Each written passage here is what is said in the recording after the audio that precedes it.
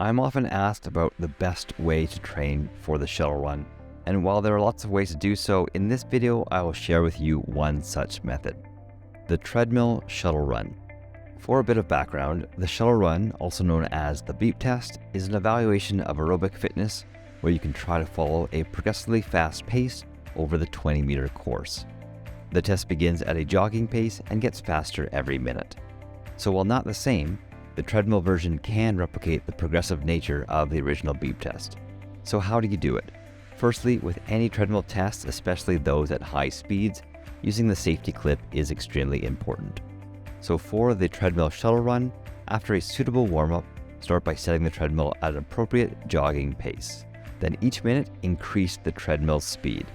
Your goal is to continue to increase the speed each minute until you reach volitional fatigue or you can no longer continue safely. When you are done, lower your speed and begin your cooldown.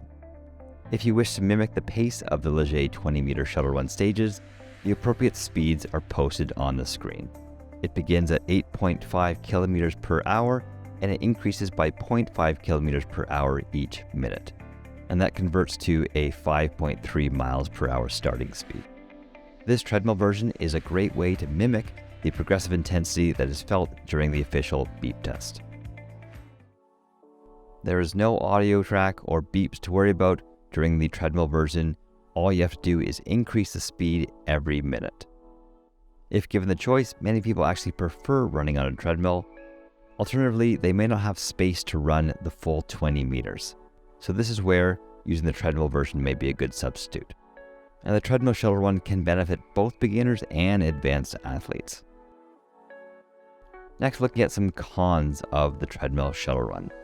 The biggest one would be that there is no starting or stopping to replicate the normal run. That change of direction is a big part of the official beep test, and you cannot find that or replicate that on the treadmill.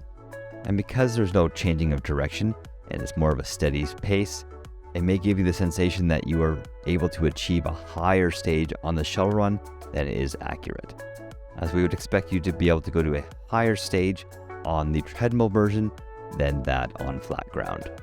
And the last con would be that high speed running is definitely not advised for those that are unfamiliar or not really comfortable on treadmills. The treadmill shuttle run described is a great tool to prepare you for your shuttle run test. However, there are a few more variations that may be of interest. For this variation, start with your test as normal at a slow jog, and instead of increasing the speed each minute, what you can do is increase the incline by 1% each minute. So the speed stays the same, and then only the incline will go up each minute. Continue to go until you reach that volitional fatigue. This next variation is helpful for those that are looking to increase their speed training.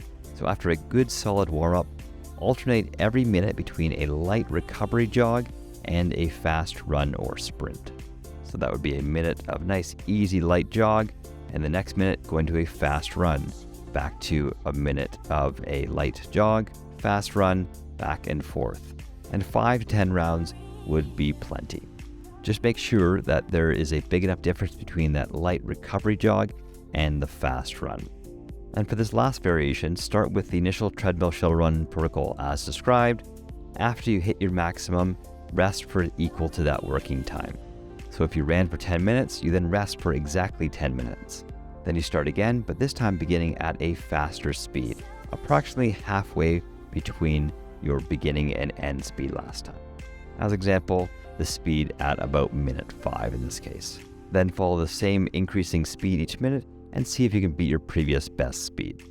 I hope the treadmill shuttle run and proposed variations in this video give you some ideas when training for your beep test. If you have any questions, please let me know, and good luck with your test.